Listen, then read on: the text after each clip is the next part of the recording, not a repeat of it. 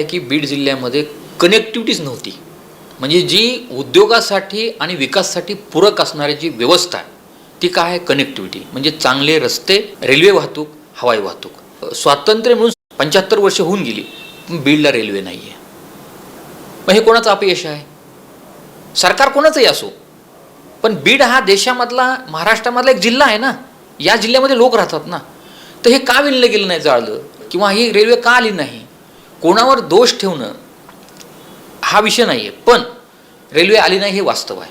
आता या मागच्या काही काळामध्ये, मागच्या 10 वर्षामध्ये या रेल्वेच्या बाबतीमध्ये ज्यावेळेस गोपीनाथ मुंडे साहेब दिल्लीमध्ये खासदार म्हणून गेले, त्याच्यानंतर या विषयाला थोडा गती मिळाली आणि आता एक 60-70 किलोमीटर रेल्वेचं काम झालेलं आहे.